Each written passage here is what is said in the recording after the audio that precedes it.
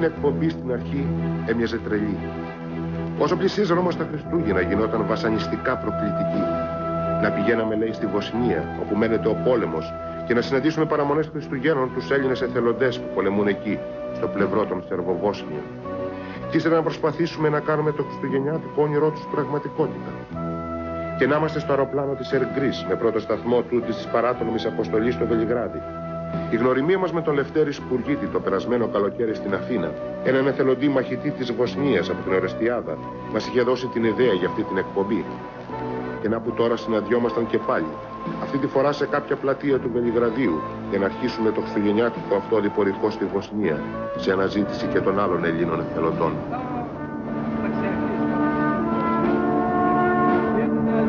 Έχει νυχτώσει για καλά όταν περνάμε ύστερα από πολλές δυσκολίες στα σύνορα της Σερβίας και μπαίνουμε στο βοσνιακό έδαφος. Στόχος μας να φτάσουμε το συντομότερο στη Βλασένιτσα, όπου βρίσκεται και το στρατόπεδο του Λευτέρη. Και να, που ένα πρώτο γεγονός, καθώς διασχίζουμε κάποιο χιονισμένο δάσος, μας βάζει στο κλίμα του πολέμου και ο Λευτέρης πετάγεται έξω από το αυτοκίνητο. Λευτέρη, οφείλω να ομολογήσω ότι αν δεν ήσουν εσύ και αν δεν υπήρχε μια συνάντησή μας πριν μερικούς μήνες στην Αθήνα, δεν θα βρισκόμουν σήμερα εδώ στη Βοσνία. Μίλησέ μου λοιπόν για το ποιος είσαι, γιατί είσαι έρθει να κάνεις εδώ και πώς νιώθεις σήμερα μετά από αυτή τη συνάντηση. Ονομάζομαι Σπουργίτης Ελευθέριος, είμαι από την Ορεστιάδα, από τη Στέρνα Ορεστιάδος, τον Εύρο.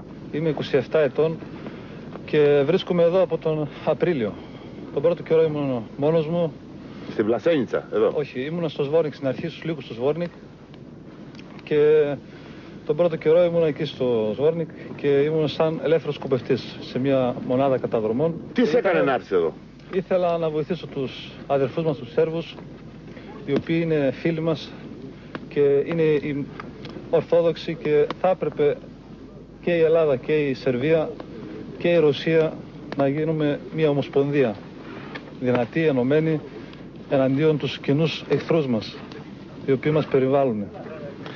Λευτέρη, θα ήθελα να σε ρωτήσω, εδώ στην Βλασένιτσα που είμαστε σήμερα, προπαραμονή Χριστουγέννων, πότε ήρθες και με ποιους ήρθες πρώτα σε συνάντηση? Βρήκες άλλους Έλληνες? Ναι, είχα πάει τον Αύγουστο στην Ελλάδα, αρχές Αυγούστου. Βρήκα κάτι φίλους μου από την Ορεστιάδα και ήρθαμε μαζί για παρέα, γιατί ήταν δύσκολο εδώ να είσαι μόνος σου. Και ήρθαμε εδώ στη Βλασένιτσα και από τότε είμαστε μαζί και υπάρχει συγκινήσεις και τις στιγμές μαζί. Οι πρώτες γραμμές του πολέμου είναι λίγα χιλιόμετρα από εδώ. Υπάρχει ο κίνδυνος κάθε μέρα? Τι αποστολές κάνετε? Οι αποστολές που κάνουμε είναι μέσα στο μουσουλμάνικο έδαφος, καταστροφές, μόνο καταστροφές. Και ο κίνδυνος υπάρχει φυσικά. Φαίνεται λίγο απλοϊκό, αλλά το κίνδυνο δεν τον υπολογίζεις, δεν σκέφτεσαι αν χτυπηθείς, αν συλληφθείς εχμάλωτος, να σκοτωθείς? Το έχω σκεφτεί, αλλά... Μου έλεγες προηγουμένως για μια χειρομοβίδα που έχεις μαζί σου πάντα. Δεν έχω εδώ. Είναι... Η τελευταία την κρατάμε πάντα για μας, σε περίπτωση που χρειαστεί κάτι, ας πούμε, την τραβάμε για να μην μας πιάσουν εχμάλωτους. Διότι αν μας πιάσουν θα έχουν πανηγύρια, ας πούμε. Θα είναι ένα πράγμα που τιμή τους να πιάσουν κάποιον Έλληνα. Υπήρξε κάποια στιγμή που να κινδύνεψες, που εάν αργούσες λίγο, εάν είχατε καθυστερήσει λίγο, θα είχατε σκοτωθεί με την ομάδα σου? Αρκετές φορές που σκοτωθήκαν οι συνάδελφοί μου, φίλοι μου, προπορευόμενοι συνήθως, ας πούμε. Ο πρώην διοικητής μου είχε σκοτωθεί. Είχαμε στην προηγούμενη μονάδα που είμαστε στους λύκους του Σβόρνικ, που δεν δουλεύαμε. Στους λύκους του Σβόρνικ? Που δεν δουλεύαμε μόνο καταδρομικές μέσα στο εχθρικό έδαφος. Πηγαίναμε στις γραμμές, σπάζαμε γραμμές, κάναμε καταλήψεις. Αμυνόμασταν στις γραμμές και καταλήψεις ολόφων και τέτοια, ας πούμε. Μπορώ να πω δηλαδή ότι ανήκει σε ομάδα ειδικών αποστολών? Ειδικών αποστολών, είναι ειδικές μονάδες. Στην Ελλάδα, στην πατρίδα, βλέπω ότι στη φόρμα σου λέει ΟΙΚ. Είχες υπηρετήσει, ήσουν καταδρομέας? Ήμουν αφίβιος καταδρομέας στη Σάμο, στο 4ο ΕΤΕΘ, με διοικητή τον κύριο Αρταβάνη Πέτρο. Έχεις πάρει μέρος σε μάχες ή σε ευνηδιασμούς ή σε ενέδρες ή που να σε ευνηδίασαν οι αντίπαλοι? Έχω πάρει μέρος στις μάχες του Κόρατζετε, στο Τύρνοβο, στο Σαράγεβο, στο Μπίχατς Κούπρες τελευταία, Μάιεβίτσα και ορισμένες πολλές περιπολίες και ενέδρες και τέτοια. Κλείνοντας αυτή την συζήτηση όσον αφορά το πολεμικό μέρος, θα ήθελα να μου πεις ποια ήταν η εντονότερη στιγμή που έζησες εδώ? η πρώτη μου αποστολή μέσα στο μουσουλμάνικο έδαφος, το οποίο... Ως κομμάντος. Ως κομμάντος, καθαρά καταδρομική αποστολή, με κριτικά, για να τεινάξουμε μια αποθήκη πυρομαχικών, η οποία χρειάστηκε να διανύσουμε 45 χιλιόμετρα μέσα στο εχθρικό έδαφος, με κάποιες ελλείψεις σε τρόφιμα και την πλήρη επιτυχία της αποστολής και την ικανοποίηση της δικής μας, και χωρίς να έχουμε ούτε έναν τραυματία. Στη μονάδα την οποία βρίσκομαι τώρα είμαστε πολύ καλοί. Σε ένα χρόνο η οποία υπάρχει η μονάδα έχουμε έναν τραυματία μόνο, και αυτό από λάθος, ας πούμε, από βλήμα πυροβολικού που έτυχε. Ατύχημα, δηλαδή. Τι σου λείπει περισσότερο αυτές τις ατέλειωτες μέρες και νύχτες που ζεις εδώ, με την ανάσα του πολέμου δίπλα σου? Αυτές τις ιδιαίτερες μέρες των γιορτών θα ήθελα να τις περάσουμε τους δικούς μας, ας πούμε. Τους σκέφτομαι φυσικά, τους αγαπάω. Θέλω να μην ανησυχούν για μένα, ότι είμαστε καλά. Και να κάνουμε περήφανη την Ελλάδα, και εδώ που βρισκόμαστε. Όταν οι Σέρβοι, Λευτέρη, μιλούν για την Ελλάδα και για την παρουσία σας εδώ, πώς το αντιμετωπίζουν, τι λένε? Μόνο η Ελλάδα είναι η μοναδική που μας βοηθάει. Και αν τυχόν γίνει πόλεμος στην Ελλάδα με οποιονδήποτε, θα έρθουμε κατά χιλιάδες να βοηθήσουμε. Το πιστεύουν? Το πιστεύουν και το πιστεύω κι εγώ, όχι μόνο. Από ό,τι φαίνεται. Χωρίς άλλα απρόοπτα στο ταξίδι μας, μέσα στη νύχτα, κάπου εκεί γύρω στα μεσάνυχτα θα φτάσουμε στη Βλασένιτσα και ο Λευτέρης θα μας οδηγήσει στο φιλόξενο σπίτι του διοικητού του ταξίαρχου Σβόνκο Μπάγιαγιτς. Ο Σβόνκο είναι ένας μεγάλος φιλέλληνας. Μας προσφέρει ζιβοβίτσα και μας μιλάει με θαυμασμό για την παρουσία στη μονάδα του των Ελλήνων εθελοντών. Για τον Λευτέρη, αλλά και για τον Αντώνη και για τον Τρίφωνα, τους άλλους 2 Έλληνες εθελοντές που δεν αργούν να φτάσουν για μια πρώτη συνάντηση και γνωριμία.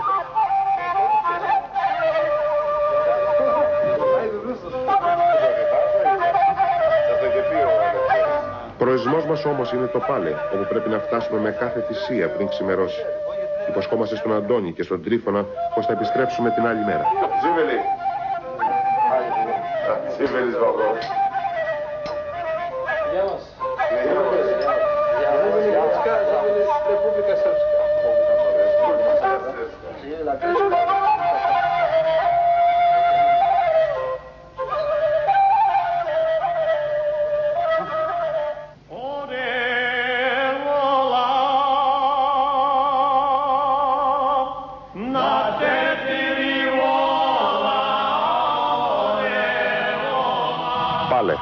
Εδώ στην πρωτεύουσα των Σερβοβόσνιων, τα Χριστούγεννα φαίνεται πως αργούν ακόμη.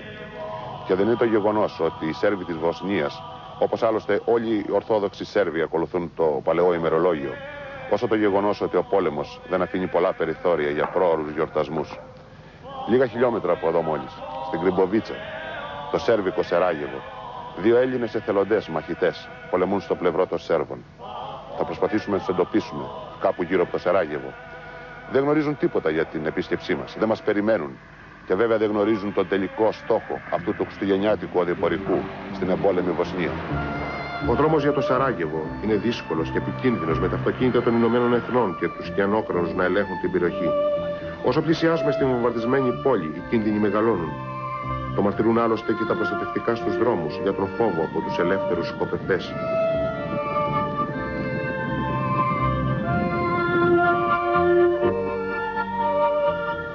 Σαράγεβο.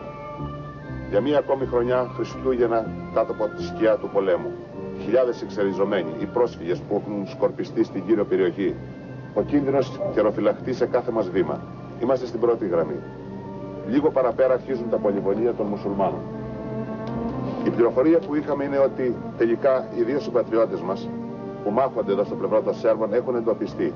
Θα προσπαθήσουμε να τους συναντήσουμε. Και θα κάνουμε μια προσπάθεια να τους βρούμε το συντομότερο πριν πέσει ο ήλιος, ώστε να μας μιλήσουν για τη ζωή τους, αλλά και για αυτό το όνειρο των Χριστουγέννων που ζουν αυτές τις ημέρες κοντά στους Ορθόδοξους Σέρβους. Πόσο διαφορετικά λύθια θα είναι τα φετινά Χριστούγεννα για αυτούς τους συμπατριώτες μας. Ας ελπίσουμε ότι θα τους συντονίσουμε σύντομα πριν ο κίνδυνος γίνει μεγαλύτερος.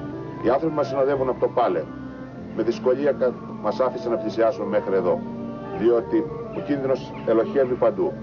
Τα πολυβολία και τα σημεία ελέγχου είναι σε κάθε μας βήμα. Εδώ από κάτω, το σέρβικο τμήμα της πόλης του Σαράγεβο είναι η τελευταία γραμμή πριν από τα πολυβολία των μουσουλμάνων. Και εδώ ακριβώς βρίσκονται οι Έλληνες μαχητές που έχουν έρθει να βοηθήσουν τους Σέρβους. Το Μοήμιλο είναι ένα προάστιο του Σαράγεβο με ιδιαίτερη στρατηγική σημασία που ελέγχουν οι Σερβοβόσνοι. Αν πέσει, η Βοσνία κόβεται στα δύο. Και εδώ στο φυλάκιο, πάνω στο ύψωμα, λίγες δεκάδες μέτρα από τους μουσουλμάνους ελεύθερους σκοπευτές, βρίσκονται εθελοντές με το δάχτυλο στη σκανδάλη ο Νίκος Νικολαίδης και ο Νέστορας Χρυσαΐτης.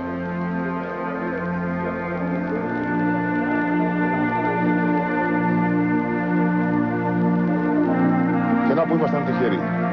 Λίγο πριν πέσει ο ήλιος, εδώ στη Λουκαβίτσα, στο σέρβικο Σαράγεβο όπως λέμε, συναντήσαμε τους δύο συμπατριώτες μας. Είναι ο κύριος Νίκος Νικολαίδης και ο Νέστορας Χρυσαΐτης, που θα μου μιλήσετε βέβαια για τον ερχομό σας εδώ, αλλά πριν απ' όλα ήθελα να σας ρωτήσω πότε πληροφορηθήκατε ότι ερχόμαστε να σας συναντήσουμε. Περίπου πριν μισή ώρα. Πριν μισή ώρα. Πριν μισή ώρα. Και ξέρετε πως τρέξαμε. Πόσο χρόνο είσαι καταρχάς? 33 ετών. 33. Λίγο όψιμος μαχητής. Όριμος. Πόσο καιρό είσαι εδώ στην Βοσνία? Είμαι 8,5, κλείνω σχεδόν τους 9 μήνες. 9 μήνες. Και εσύ είναι η Νέστορα? Εγώ είμαι 30 χρονών. Είμαι εδώ περίπου 3 μήνες. 3 μήνες. Από την αρχή που ήρθες βρέθηκες μαζί με τον Νίκο? Ναι, ναι. Γιατί υπάρχουν βέβαια και άλλοι Έλληνες μαχητές, αλλά είναι σε άλλες μονάδες. Στη Βλασένιτσα, στη Βοϊκοβίτσα. Στο Βοϊκοβίτσι.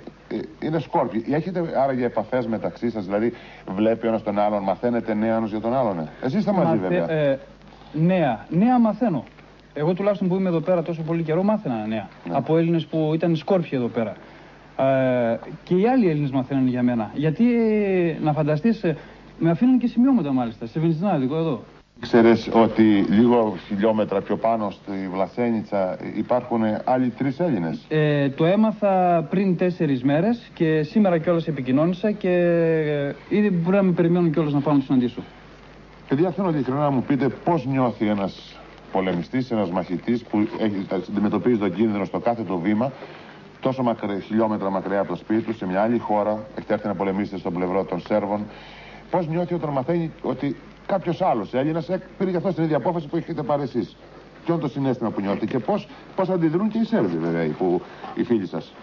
Είναι πολύ χαρμόσυνο το γεγονός ότι και κάποιος άλλος Έλληνας έρχεται εδώ πέρα. Οι Σέρβοι δεν έχουμε πρόβλημα με τους Σέρβους. Σας αγαπούν? Μας αγαπάνε, μας βοηθάνε όσο μπορούν, γιατί και αυτοί έχουν μεγάλα προβλήματα εδώ. Σίγουρα. 3 χρόνια πόλεμος είναι πολύ δύσκολο και προσπαθούμε πάντα να ερχόμαστε σε επαφή με όλους τους Έλληνες που υπάρχουν εδώ. Αλλά είναι πολύ δύσκολο. Πόσο τραγελαφικό ακούγεται ή πόσο δύσκολο ακούγεται να το πιστέψει κανείς ότι προπαραμονή Χριστουγέννων, λίγες εκατοντάδες μέτρα από το κέντρο του Σαράγεβο, όπου οι ελεύθεροι σκοπευτές ρίχνουν, να μιλάμε για πόλεμο. Όταν είμαστε προπαραμονή Χριστουγέννων, που το μεγάλο μήνυμα της ειρήνης είναι το κύριο μήνυμα των Χριστουγέννων και πηγής ειρήνης. Πώς ακούγεται αυτό το επηγής ειρήνης εδώ στο Σαράγεβο? Δύσκολο. Μετά από σχεδόν 3 χρόνια πόλεμο εδώ πέρα, αυτό το επηγής ειρήνης ακούγεται πάρα πολύ δύσκολο.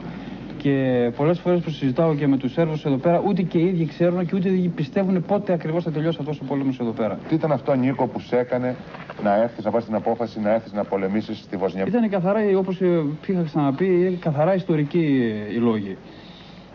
Δεν μπορεί κανένας να ξεχάσει και τις θυσίες των Σέρβων εθελοντών στη Θεσσαλονίκη, πάνω στο Καϊμάκτελαν, μετά στην Κέρκυρα, το τρέξιμο αυτό των Σέρβων. Δεν μπορεί να ξεχάσει κανένας τις θυσίες του Ιερού Λόχου, του ελληνικού Ιερού Λόχου στα σέρβικα χώματα.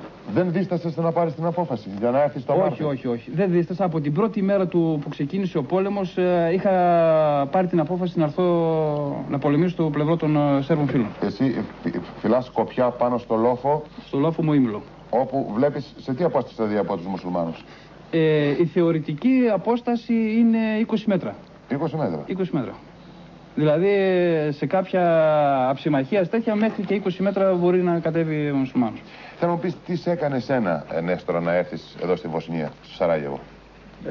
Καταρχήν θα ήθελα να τους βοηθήσω.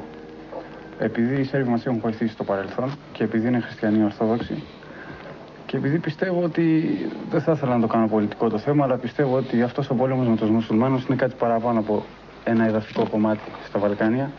Σίγουρα. Θα ήθελα να κάνω κι εγώ κάτι γι' αυτό. Ποιες ήταν οι πρώτες σου εμπειρίες, οι πρώτες σου εντυπώσεις εδώ από τις μάχες που παρακολούθησες εσύ που έζησες? Σίγουρα την πρώτη βραδιά είπα τι κάνω εδώ πέρα. Αλλά σιγά σιγά με τον καιρό συνήθισα. Καμία στιγμή δεν διέτρεξα κάποιον σοβαρό κίνδυνο από ότι κινδύνευσα να σκοτωθώ. Ναι. Κίνδυνος υπάρχει πάντα. Και υπάρχει και προσαρμογή. Είχες πάρει άρα για την ανάλογη εκπαίδευση στην Ελλάδα όταν υπηρέτησες ώστε να είσαι προετοιμασμένος για τέτοιες καταστάσεις? Στην Ελλάδα υπηρέτησα στην αεροπορία. Δεν νομίζω ότι η εκπαίδευση ήταν άρτια για να ανταπεξέλθει εδώ. Αλλά ήμουνα στην Αφρική κάποιο διάστημα σε επαγγελματικό στρατό και είχα κάποια. Έχεις κάνει μισθοφόρος? Ναι. Πού? Στη Ζάμπια. Νίκο, ποια ήταν η πιο έντονη στιγμή που έζησες κατά την παραμονή σου εδώ, αυτούς τους 8 μήνες δηλαδή, στα περίχωρα του Σαράγεβο, εδώ στο σερβικό Σαράγεβο, στη Λουκαβίτσα? Η πιο έντονη στιγμή, πολλές. Δηλαδή δεν μπορώ να απομονώσω μία στιγμή από όλη αυτήν εδώ πέρα, από όλο αυτό το χρονικό διάστημα που είμαι εδώ. Υπήρχαν πολλές. Δηλαδή, τη μία χτυπούσαν αγροβολιστές. Την άλλη θα είχαμε κάποια μάχη, θα είχαμε κάτι διαφορετικό. Ο κίνδυνος ο ίδιος. Νίκο, εσύ που είσαι ο παλαιότερος, τι θα συμβούλευες κάποιον στην πατρίδα μας, στην Ελλάδα, που μας βλέπει αυτή τη στιγμή και που θα είχε σκεφτεί πιθανόν να έρθει εδώ στη Βοσνία, στο Σαράγεβο, να πολεμήσει στο πλευρά των Σέρβων? Πρώτο, να ξεχάσει ότι έχει δει από πολεμικές ταινίες. Είναι εντελώς διαφορετική η κατάσταση σε μια μάχη όταν τη ζεις και αλλιώς βέβαια τη βλέπεις σε μια κάποια ταινία. Δεύτερον, να ξέρει γιατί έρχεται εδώ πέρα, να πολεμήσει. Διότι έχουν περάσει, και θέλω να το πω αυτό, έχουν περάσει Έλληνες από εδώ πέρα που δεν ξέρανε γιατί ερχόντουσαν. Και φεύγανε σε μια εβδομάδα, σε 10 μέρες φεύγανε πίσω. Γιατί ακριβώς δεν ξέρανε για ποιο λόγο ερχόντουσαν εδώ. Αυτό ήταν ελεύθερος σκοπευτής. Εσύ, Νέστορα, τι θα είχες να συμβουλεύσεις κάποιον νέο της ηλικίας σου που θα ήθελε να ζήσει αυτή την εμπειρία στη ζωή του και να έρθει να πολεμήσει εδώ στο Σαράγεβο? Αυτό που είπε και ο Νίκος, να ξέρει γιατί έρχεται και βέβαια να προσέχει. Ο πόλεμος δεν είναι παιχνίδι. Εάν σας πρότεινα, να σας πω ας πούμε κάτι τρελό. Εάν σας πρότεινα να έρθετε στην Ελλάδα για Χριστούγεννα, θα το κάνατε, είσαστε έτοιμοι να το κάνετε? Εγώ θα ξεπερνούσα και σφαίρα σνάιπερ. Δεν θέλει ερώτημα, βέβαια. Βέβαια.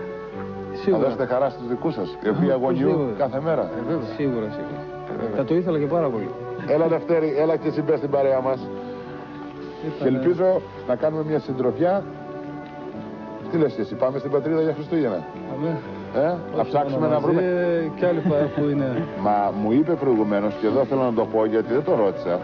Υπάρχουν πράγματα που τα συζητήσαμε, ήταν τόσο ξαφνικά, είναι όλα τόσο ξαφνικά που ξέχασα και να τα πω. Μου είπες, Νίκο, ότι υπάρχουν άλλοι 3 Έλληνες. Άλλοι 3 Έλληνες εδώ πέρα κοντά μας, 5 χιλιόμετρα στο Βοικοβίτσι. Αυτό δεν το ήξεραν καν οι στρατιωτικές αρχές που έψαχνα. Εσύ πότε το έμαθες? Εγώ το έμαθα πριν 3-4 μέρες και σήμερα επικοινώνησα με το αρχηγείο που υπάρχει εκεί πέρα και μου είπανε πραγματικά υπάρχουν 3 Έλληνες εδώ. Θα πάμε λοιπόν να τους συναντήσουμε. Και γιατί όχι. Να μεγαλώσει η συντροφιά μας. Βεβαίως, θα μας περιμένουν κιόλας. Είστε έτοιμοι να πάμε λοιπόν για Χριστούγεννα, ώστε αύριο βράδυ να πάτε στα σπίτια σας? Πανέτοιμοι. Λοιπόν, άντε, ας πηγαίνουμε να προλάβουμε και τους άλλους.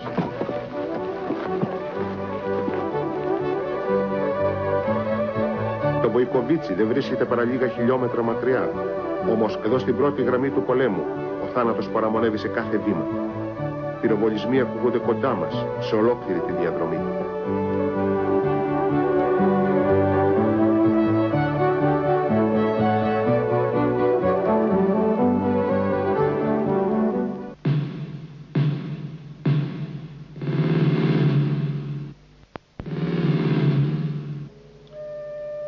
Εκτεθειμένοι στους ελεύθερους σκοπευτές, στον δρόμο για το Βοικοβίτσι, κάποια στιγμή θα φτάσουμε μπροστά σε ένα παλιό κτίριο που έχει μετατραπεί σε στρατιωτική μονάδα.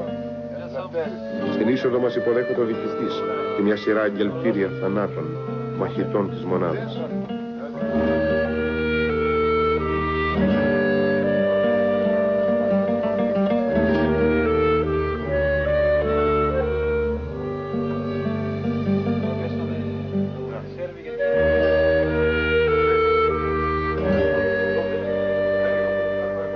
Σε λίγα λεπτά ανοίγει η πόρτα και μπαίνουν οι 3 Έλληνες εθελοντές.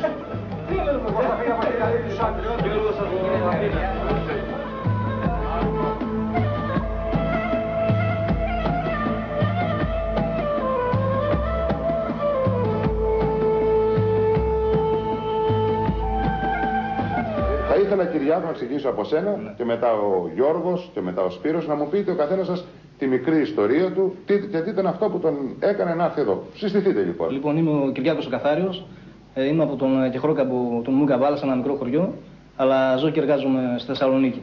Είμαι 30 χρονών, έχω σπουδάσει οικονομικά, δουλεύω σαν ασφαλιστής σε μια εταιρεία. Τα παράτησα όλα, ήταν πολύ δύσκολη απόφαση και ήρθα εδώ. Είμαι ο τελευταίος που έχω έρθει. Έχω έρθει εδώ και 7 μέρες και βρισκόμαστε εδώ στο Βικοβέτσι, μια περιοχή κοντά στο όρος Ίγκμαν, και προστατεύουμε τις περιοχές εδώ από τις τυχόν επιθέσεις, ας πούμε, των μουσουλμάνων. Θέλω να σε ρωτήσω, Κυριάκο, για το πώς υποδέχτηκαν οι Σέρβοι αγωνιστές. Θα ήθελα να μου πεις τι ήταν αυτό που σε έκανε να πάρεις αυτή την απόφαση. Υπάρχει κάτι συγκεκριμένο? Ναι, υπάρχει κάτι συγκεκριμένο.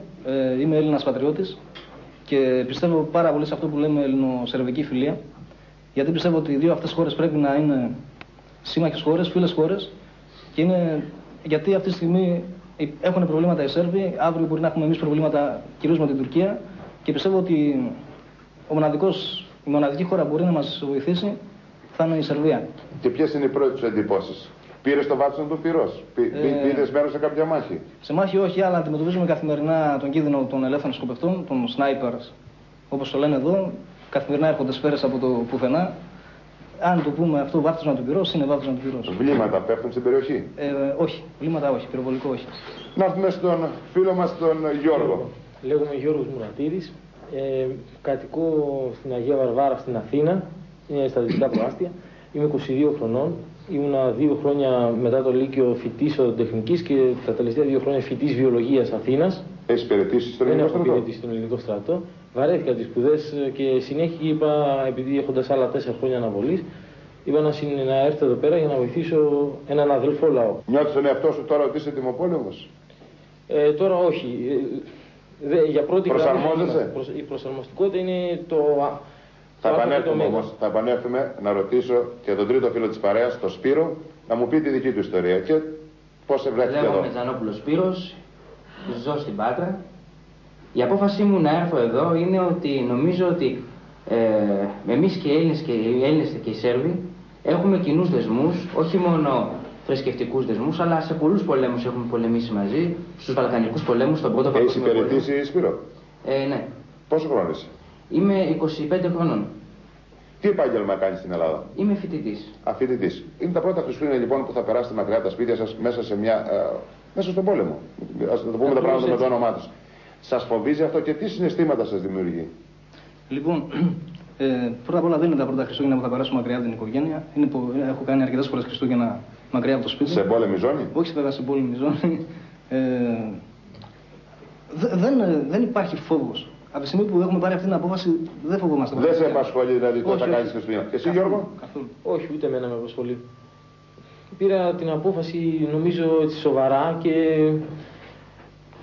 νομίζω ότι είμαι σαν σε δεύτερη πατρίδα. Είμαι δηλαδή σε ανθρώπους με εντελώς αδελφικές σχέσεις. Είναι σαν σε οικογένεια. Ακριβώς. Και εσύ, Σπύρο, τι θα είσαι να πεις για αυτά τα Χριστούγεννα που θα τα κάνεις μακριά από την πατρίδα?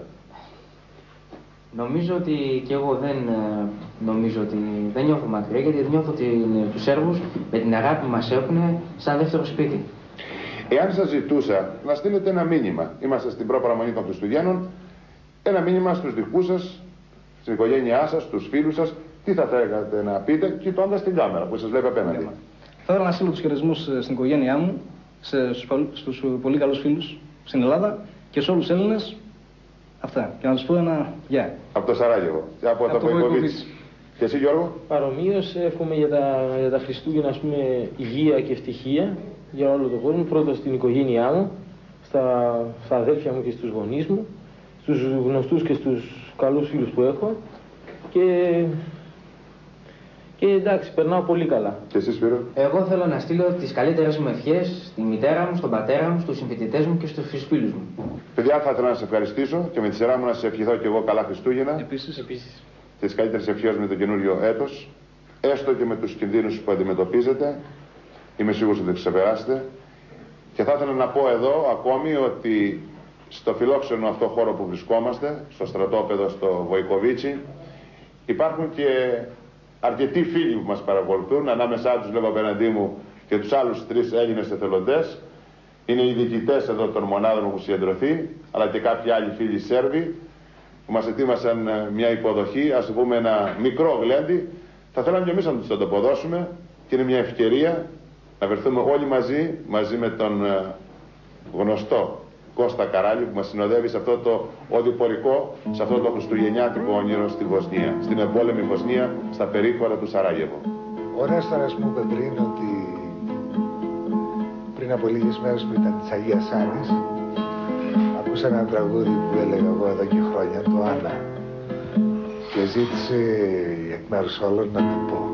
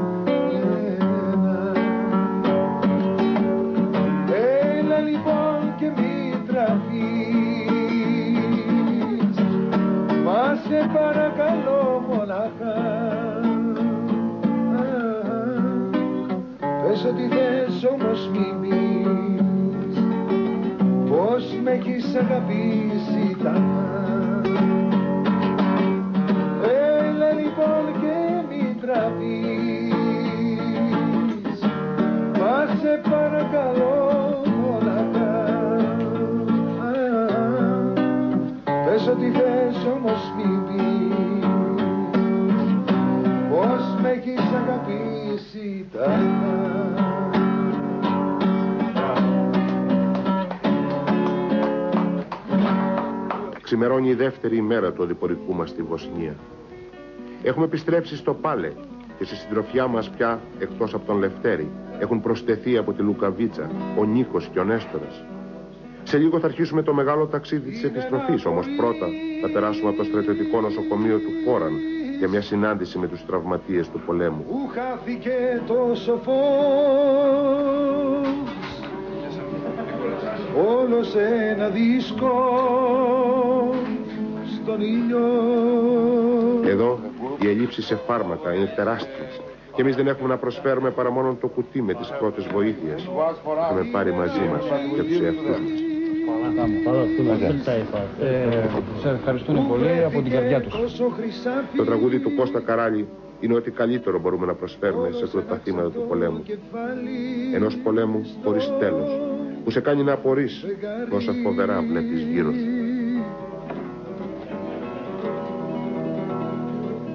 Είναι να απορείς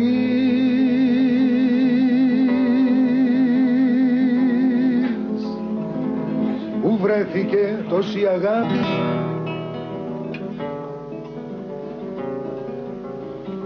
όλοι σε ένα στενό σάκο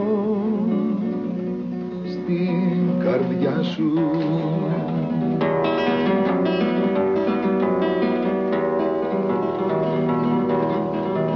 Είναι να απορείς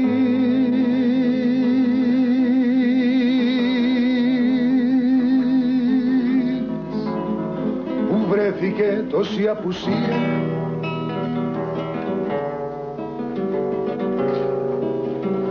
όλοι σε ένα βλέμμα στα μάτια σου.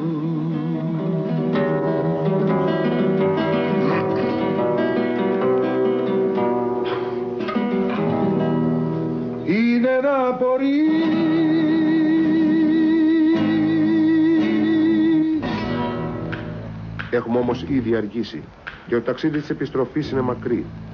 Στη συντροφιά μας πάντα οι τρεις Έλληνες εθελοντές, ο Λευτέρης, ο Νίκος και ο Νέστορας. Λίγο έξω από τη Βλασένιτσα θα συναντήσουμε τον Μητροπολίτη Τούσλας και Πιέλληνας να εμψυχώνει τους σερβοβόσνιους μαχητές και να τους μοιράζει εικόνες και ημερολόγια, καθώς και για αυτούς πλησιάζουν τα Χριστούγεννα.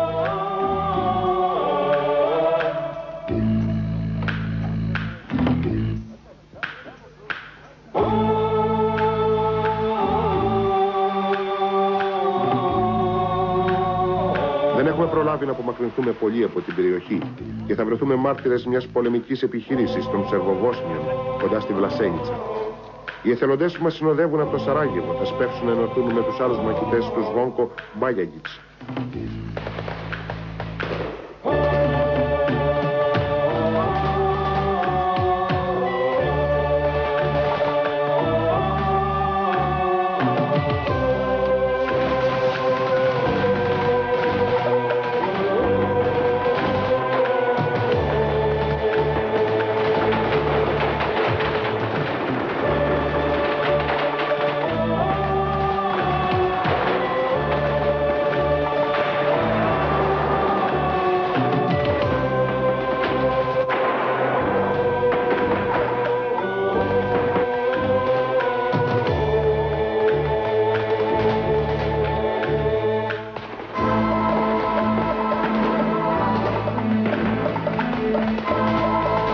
Πραγματικά μια συγκλονιστική εμπειρία για όλους μας. Έχει νυχτώσει όταν η μάχη τελειώνει. Οι Σερβοβόσνοι μαχητές μαζί με τους Έλληνες εθελοντές και τον διοικητή τους συγκεντρώνονται για να ζεσταθούν γύρω από τη φωτιά που έχουν ανάψει. Είναι η ώρα για την ανάπαυση του πολεμιστή. Αντώνη, Τρίφωνα, είμαστε σε μια περιοχή στην καρδιά της Βοσνίας, όπως είναι η Βλασένιτσα, προπαραμονή Χριστουγέννων. Σας βλέπω ότι ακόμη είστε ξαφνιασμένοι από την επίσκεψή μας και εμείς είμαστε ξαφνιασμένοι. Είχαμε πιστέψει ότι δεν θα σας βρίσκαμε. Καταρχάς, τι νιώθετε έτσι που είδατε το συνεργείο να σας συναντάει εδώ με τους άλλους συναγωνιστές σας? Τι έχετε να πείτε, ποια είναι τα πρώτα λόγια που θα θέλατε να πείτε? Μεγάλη χαρά, τρομερή ας πούμε, αναπάντηχε. Δεν το περιμέναμε να βρούμε Έλληνα να έρθει να μας πάρει συνέντευξη. Πόσο καιρό έχετε να δείτε κάποιο πατριώτη εδώ να περνάει? Εγώ είμαι από τον Αύγουστο εδώ, πατριώτη δεν είδα ακόμα. Ψάξαμε να τους βρούμε, αλλά δεν μπορέσαμε να έρθουμε σε επικοινωνία, τίποτα. Πού είχες υπηρετήσει, Τρίφωνα? Είχες σκεφτεί να έρθεις εδώ στη Βοσνία να πολεμήσεις με τους Σέρβους? Δεν το είχα σκεφτεί καθόλου. Κάπως ξαφνικό μου ήρθε. Εγώ είχα υπηρετήσει το μηχανικό. Ήμουνα στους συνακαλλιευτές. Λοιπόν, και κάπως κατάλαβα ότι εντάξει, η ειδικότητά μου κάπου μπορούσε να βοηθήσει εδώ, σε αυτή την περίπτωση, εδώ, σε αυτόν τον πόλεμο. Πώς υποδέχτηκαν οι Σέρβοι, σε δέχτηκαν καλά? Εδώ είστε απομονωμένοι, σε μια περιοχή βλέπουμε χιονισμένοι, στο βουνό. Από τους Σέρβους δεν είχα κανένα παράπονο, ειδικά από έναν αξιωματικό εδώ, ένα στατικό, ο οποίος μας δέχτηκε πάρα πολύ καλά. Μας δέχτηκε σαν παιδιά του, μας έβαλε μέσα στο σπίτι του, μας πρόσφερε τα πάντα, μας βοήθησε στα πάντα, δεν μας αρνήθηκε τίποτα. Λοιπόν, και ειδικά από αυτόν τον άνθρωπο δεν θα μπορέσω να έχω κανένα παράπονο. Και ό,τι μου ζητήσει θα προσπαθήσω να κάνω το παν να το δώσω. Εσύ, Αντώνη? Τη μόνη επικοινωνία. Συστήσου καταρχάς ποιος είσαι, γιατί ήρθες εδώ στη Βοσνία και πώς σε έχουν αντιμετωπίσει οι Σέρβοι συναγωνιστές σου. Κατάγομαι από την επαρχία Ορστιάδος. Το χωριό μου είναι ζώνη. 2 χιλιόμετρα τις γραμμές. Ήρθα εδώ για τον ίδιο λόγο που ήρθαν και άλλοι Έλληνες να βοηθήσουμε τους Σέρβους. Τι ήταν αυτό που σε έκανε να έρθεις εσύ εδώ? Ήταν η αναζήτηση της περιπέτειας αυτό που σε έκανε να έρθεις εδώ, δηλαδή? Και αναζήτηση περιπέτειας, αλλά και κάποιο είδους εμπειρία. Πώς νιώθεις που αυτά τα Χριστούγεννα θα τα κάνεις μακριά από την οικογένειά σου? Παράξενο. Είναι η πρώτη φορά που θα κάνεις μακριά? Φυσικό είναι. Θα το κάνω μακριά, χωρίς φίλους, χωρίς γνωστούς, χωρίς συγγενείς, χωρίς οικογένεια, χωρίς αλπορή, τίποτα. Το μυαλό σου τέτοιες μέρες γυρίζει στην οικογένειά σου, στους δικούς σου? Φυσικό και επόμενο να γυρίζει πάντα εκεί. Εσύ, Τρίφωνα, τι λες? Σκέφτεσαι την οικογένειά σου αυτές τις ώρες? Προπαραμονή Χριστουγέννων τώρα? Φυσικά και θα το σκεφτόμουν. Θα ήταν πάρα πολύ καλό να βρίσκομαι μαζί με την οικογένειά μου. Ιδιαιτέρως για τον πατέρα μου που το λένε και Χρήστο και γιορτάζει αυτές τις ημέρες. Θα χαιρόμουν πάρα πολύ να βρισκόμουν μαζί τους. Για να σας έκανα μία πρόταση. Εμείς αύριο το πρωί φεύγουμε για την Αθήνα. Για Θεσσαλονίκη και μετά για την Αθήνα. Για την Ελλάδα. Μου έρχεται μια σκέψη λοιπόν, τρελή ίσως, αν σας έκανα μια πρόταση να έρθετε μαζί μου στην Ελλάδα να κάνετε Χριστούγεννα με την οικογένειά σας, γιορτές, και να ξαναγυρίσετε. Θα το αποφασίσετε, δεν έρθετε? Φυσικά. Να μας κάνεις πλάκα, φυσικό και επόμενο τώρα. Φεύγουμε, τα παρατάμε και φεύγουμε. Δεν σας κάνω πλάκα, σας ρωτάω. Ό,τι θέλεις, μόνο να φύγουμε να πάμε να περάσουμε τις γιορτές μαζί με τους δικούς μας. Σας λείπει η μητέρα σου, ο πατέρας σου, εσένα, Φυσικά μας. η δική σας. Και θα χαιρόμασταν πάρα πολύ να Λοιπόν, εγώ σας δίνω το λόγο μου ότι μόλις τελειώσουμε τη συνέντευξη και πάρουμε τις σχετικές άδειες από τον διοικητή σας, από τον κύριο Σβόνκο, εγώ θα του προτείνω να σας πάρω στην Ελλάδα. Τι λέτε λοιπόν, πάμε για Χριστούγεννα? Τώρα αμέσως. Δεχόμαστε. Βιαζόμαστε να φύγουμε για το μεγάλο ταξίδι της επιστροφής στο Βελιγράδι και από εκεί στη Θεσσαλονίκη. Όμως οι Σέρβοι μαχητές επιμένουν. Όπως ξέρουν να πολεμούν, ξέρουν και να γλεντούν. Ο Κώστας Καράλης δεν θα τους χαλάσει το χατήρι για να τραγουδήσουν μαζί. Και μάλιστα το αγαπημένο τους τραγούδι, το Τάμο Νταλέκο, που μιλάει για τη μεγάλη φιλία Ελλήνων και Σέρβων.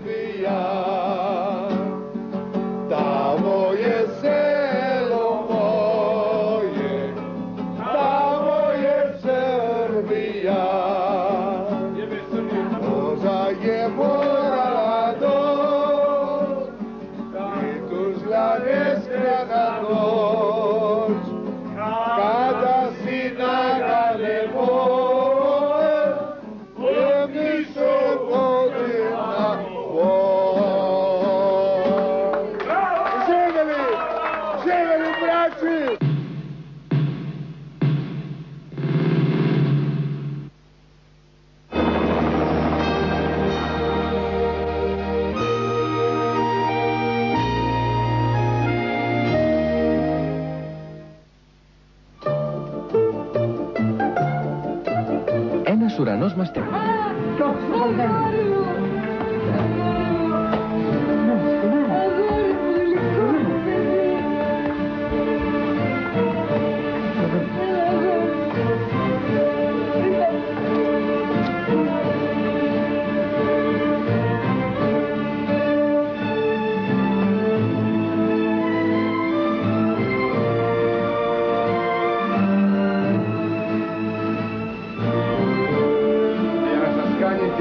Ακόμη έκπληξη, έφερε και το φίλο του μαζί.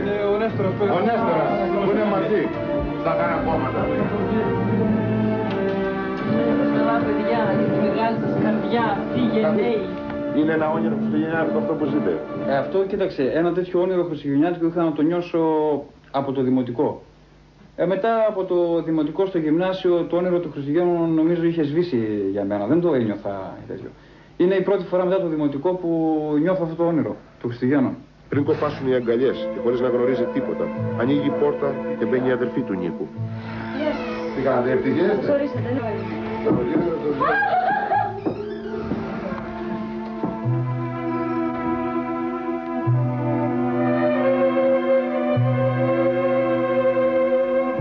Να περάσετε καλά.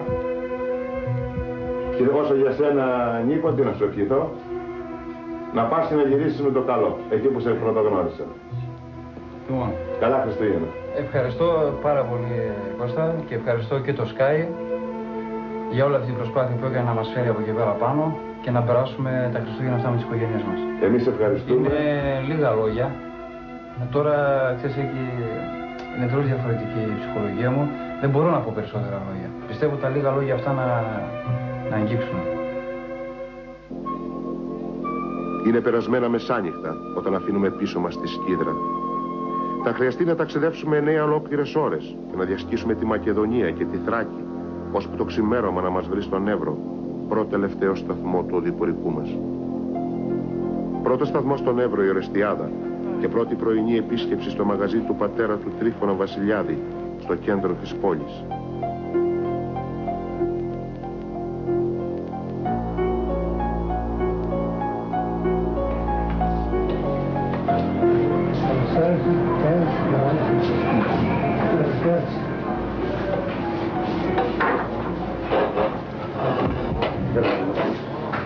Λοιπόν κύριε Βασιλιάδη, Ναι. πώς νιώθετε που βλέπετε το γιο σας να έρχεται παραμονή Χριστουγέννων στο σπίτι? Νιώθω μεγάλη χαρά.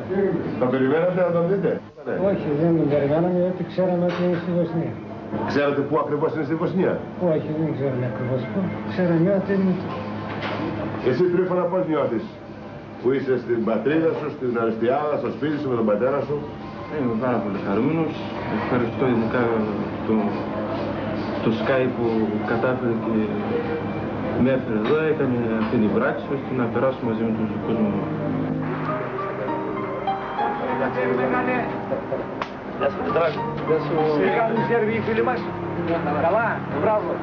Η επόμενη συνάντηση εκείνη του Λευτέρη Σπουργίτη με τους γονείς του στο καφενείο του πατέρα του, λίγες εκατοντάδες μέτρα πιο πέρα στην ίδια πόλη.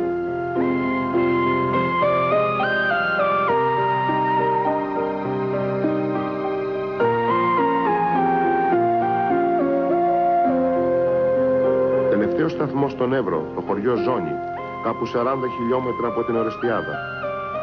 Εδώ βρίσκεται η οικογένεια του Αντώνη Μίτκου και θα κατευθυνθούμε στο μαγαζί του πατέρα του. Μία ακόμη ευχάριστη έκπληξη, μία ακόμη συγκινητική στιγμή. Γεια σου Κώσταλη. Αντωνάκη, καλώς ήρθες. Βικτόρη, απ' την Κώστα πια με σάρει.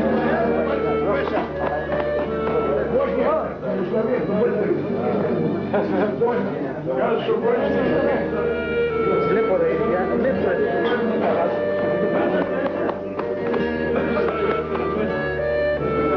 Η μητέρα του Αντώνη, που δεν ξέρει τίποτα για την άφιξη του γιού της, εργάζεται σε βιοτεχνία σε διπλανό χωριό και η Μέρη Οικονομίδου, η παραγωγός της εκπομπής, αναλαμβάνει να τη βρει και να τη μεταφέρει στη Ζώνη για να της προσφέρει τη μεγάλη χαρά.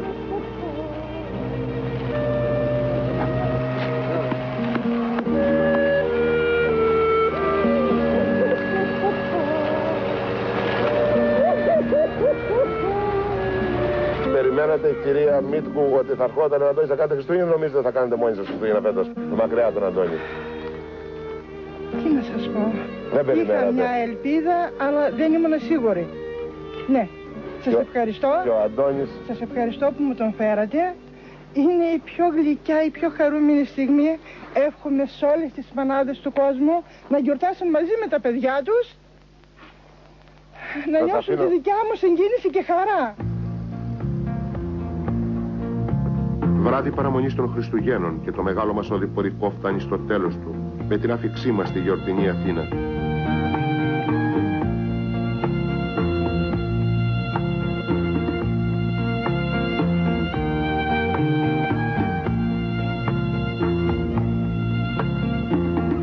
Έχει έρθει η στιγμή να αποχωριστούμε και με τον τελευταίο από τους πρωταγωνιστές της ιστορίας μας, ενός ονείρου που έγινε πραγματικότητα. Χρόνια πολλά, Νέστορ. Καλά Χριστούγεννα. Αν με ρωτήσετε, ειλικρινά δεν ξέρω να σας απαντήσω πού αρχίζει και πού τελειώνει αυτό το χριστουγεννιάτικο όνειρο με τους Έλληνες εθελοντές. Σημασία έχει να ζει κανείς το όνειρο και αν μπορεί να το πιστέψει, να προσπαθεί να το κάνει πραγματικότητα. Μα αν κάτι κυριαρχεί στο μυαλό μας, μέσα από όλες αυτές τις σκηνές που ζήσαμε στη Βοσνία τούτες τις ημέρες, ήταν η απορία στα μάτια των παιδιών. Αν κάποιο άλλο όνειρο, όπως το τέλος του πολέμου και ο ερχομός της πολυπόθητης ειρήνης, μπορεί να γίνει πραγματικότητα.